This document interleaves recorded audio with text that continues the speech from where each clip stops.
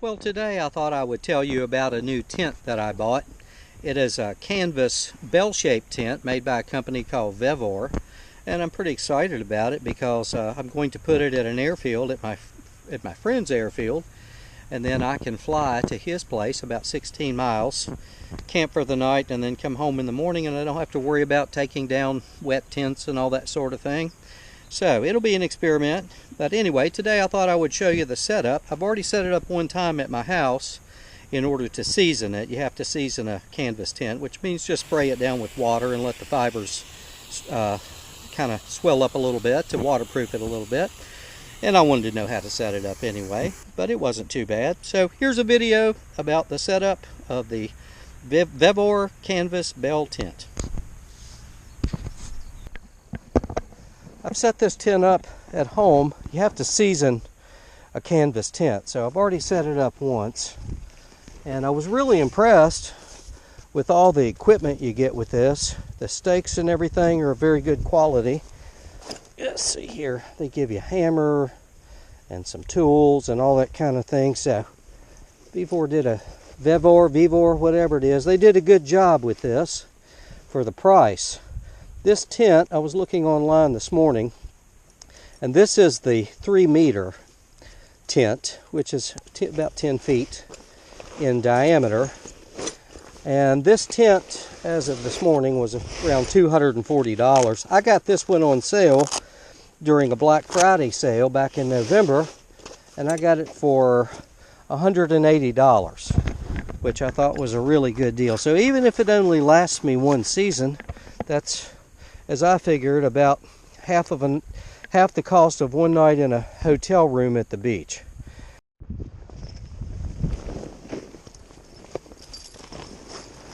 Yeah.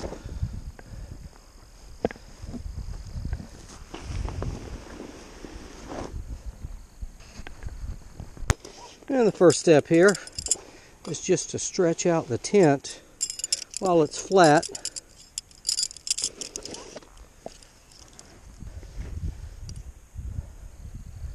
And the good part is, I hope, that we don't have a lot of rocks in the ground. I appreciate that Vevor has included this little hammer here. And it has a neat little place on the back for pulling the stakes out of there. Really, really simple. Simple design, but I really enjoy it, or appreciate it. One thing that I did learn is that you need to make sure everything's all zipped up on the doorway and all that before you start staking it out like this, because if you stake it out tight and the zipper isn't closed, you may never get the zipper closed without redoing everything. Okay, this is the last stake for the base of the tent.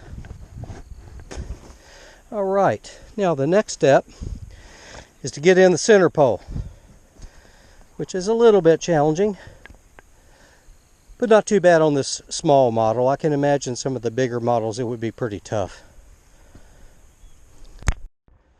Well, these poles are not too bad to work with. They have some cable in there, as you can see, so you don't lose the pieces. It's really easy to put together, and it's just going to go in the middle here like this. Has these little rubber ends to it so it doesn't damage the fabric on the inside or the floor. Okay.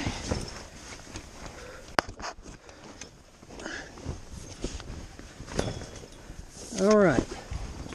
Let's see if I can get this piece where it's supposed to be, up in the center. Right there in the center. We're going to come right on up like that. It's going to go right there. I do have a piece of carpet I'm going to put down here, so that's going to raise it up just a little bit. I also have a piece of wood if I need it. And these sides will stretch out when I use the guy ropes. And the next piece is the door frame. And one thing that I really like about this tent, as compared to other models I've seen, is that this door frame is an A-frame. and you don't have a pole right there in the middle of the doorway that you have to contend with every time you go in and out of the tent. Goes through this hole right here, goes up, and we have some little holders at the bottom down there for the base of the leg. Get this one over here.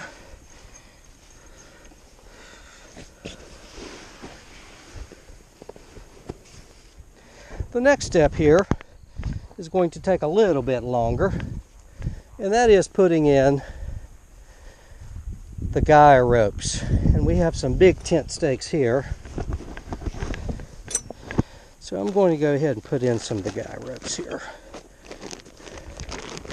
I was experimenting at home yesterday with these tensioners. Honestly, I've never used these before, and I figured out how to use them. When I set it up the first time to season the tent, I actually just wrapped the ropes around and lashed it, and it was up in my yard for 3 or 4 days, and it held pretty well. So I don't know that I trust these tensioners, to be honest, so I'm going to go ahead and lash it again, and that way I think I'll trust it a little bit more if there's some high winds.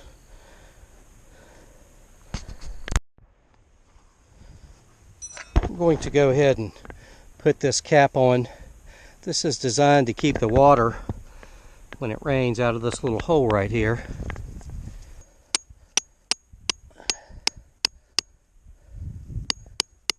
There. That's not the case. All right, now I'm just going to pull it, and lash it. Maybe one more time there, and then back around.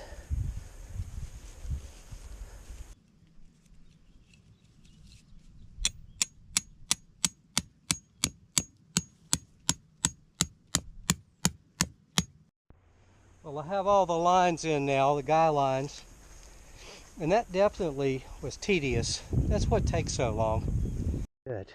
Now let me check and see, make sure I'm in the right place there. I'm going to go ahead and put this piece of wood under here to protect the floor and to stretch out the tent a little bit. This is just a little folding cot. I'm not going to sleep on the ground. I'm too old to sleep on the ground anymore. Here, I do like that this cot has just one bar for each support rather than legs that come out and could possibly damage the bottom of the tent. And then this is called a zipper cot, and the reason is you have to zip it up to give it its tension. And it's not bad at all.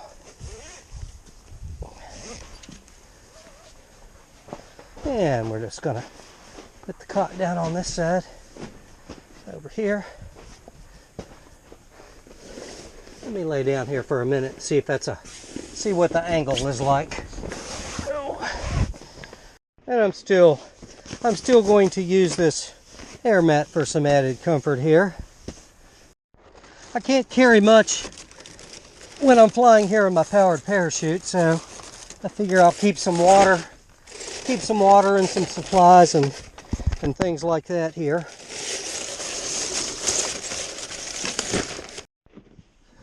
And I have this small tote here, and I'm going to keep a few things in. I wouldn't normally use a candle in a tent, but I experimented with it, and it doesn't get hot as long as I'm really careful. Here's a neat little light that I bought. I didn't bring the power source for it because I wasn't going to use it today. But this little light bulb right here, it wasn't too expensive. I think I got 2 of them for under $20 maybe. And people on the internet really like these things too. It does put out a lot of light. As a matter of fact, maybe a little bit too bright sometimes for in here. But I'm just going to hang it right up here. Hang it right up there. And then just wrap this cord. I meant to buy some zip ties, but I forgot. That's alright, no big deal. And then it's got this little on-off switch down here, so that'll be handy for me. And I can either plug this into my other solar power pack, or I've got one of these. It was actually a little hand warmer that I bought from Walmart. It doesn't work great as a hand warmer, but it will run this light for several hours. Buy a new camping stove. I've got one very similar to this, this little Coleman camping stove, and I keep it at my house, and it's well used. So I went ahead and bought a new one, and I just need to be able to boil water and all, and this will do just fine. I think I will go ahead and put together this little. I will go ahead and put together this Walmart chair. This little it's a backpacking chair. And I thought this was a pretty interesting design. And it pretty much, for the most part, kind of puts itself together, to be honest. You can see all these poles. They're all, of course, have bungees in them and all that to make it easier. This just folds up. I like this chair because it's I think more comfortable than most regular camping chairs. And I like that it doesn't have the arms. But I like it because it's also smaller than the other chairs. Again, when you're dealing with a confined space, it's nice to be able to sit in the tent, but you have to have enough room.